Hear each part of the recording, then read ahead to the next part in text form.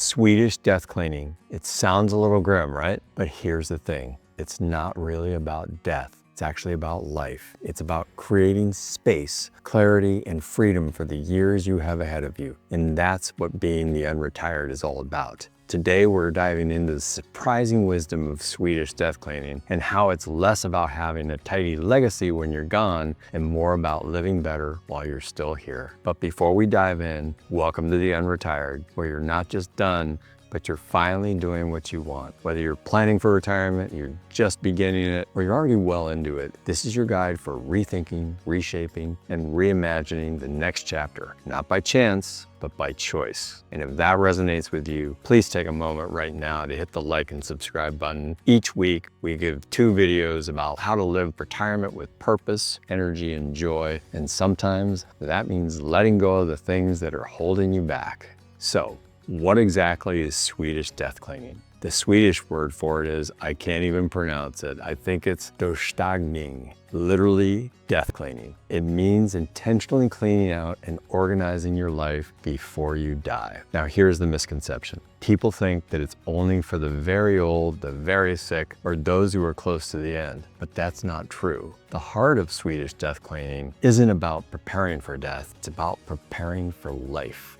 It's for anyone in midlife or retirement who wants to simplify, reduce stress, and live with intention. The process is less about closing a chapter and more about opening one. And when you take control of your space, you're really taking control of how you want to live the years that you have left. Here's the second and perhaps the most important idea. Less clutter equals more freedom. Let's be honest, most of us have decades of accumulated stuff. We've got closets full of clothes, garages crammed with boxes, storage units we pay for but rarely even open. The challenge is that clutter ties you to the past. Every dusty box or pile of papers is a reminder of what used to be rather than what's possible right now. And the more you're buried under possessions, the harder it is to step into new adventures. And that's why Swedish death cleaning is such a natural fit for the unretired mindset. Imagine downsizing for travel,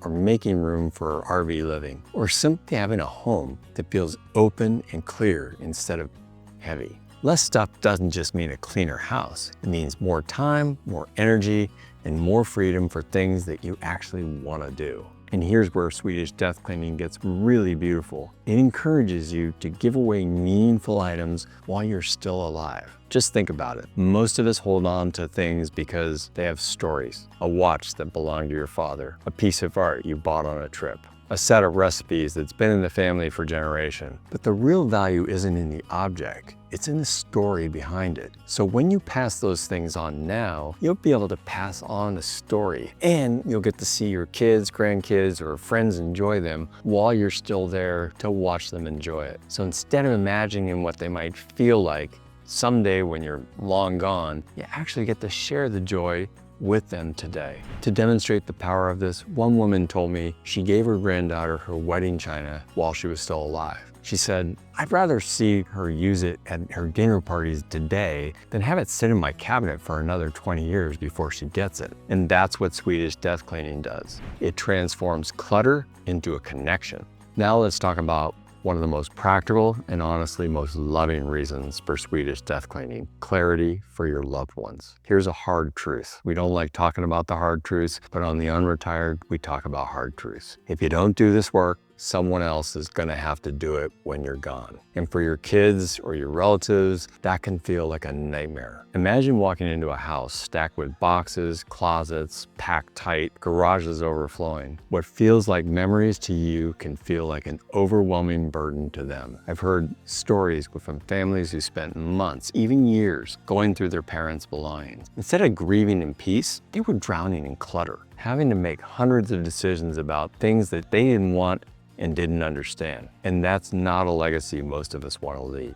Here's the Unretired spin. Swedish death cleaning isn't about guilt, it's about clarity. You're making the transition easier by deciding what matters now instead of leaving chaos behind later. You're saying, I've done the work, I've simplified, here are the things that matter, and the rest is gone. And that is a true gift, not just to yourself, but to the people that you love the most.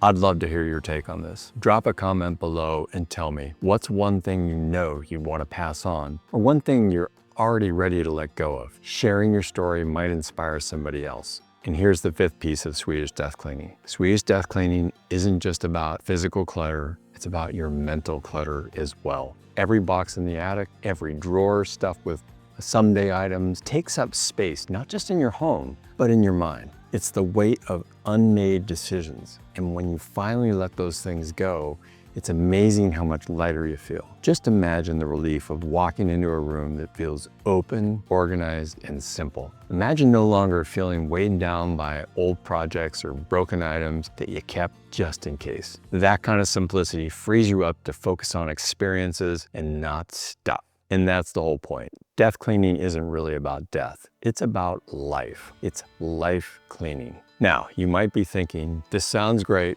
but where do I even begin?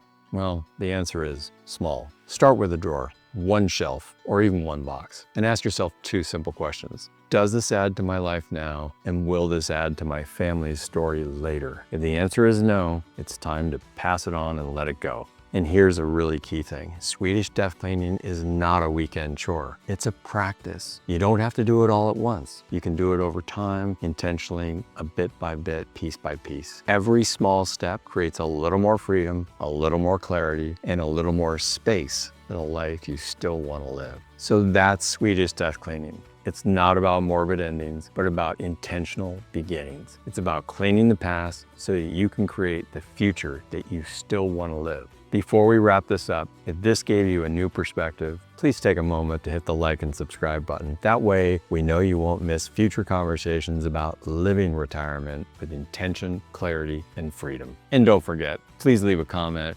What's one thing that you're ready to let go of? Thanks for watching The Unretired.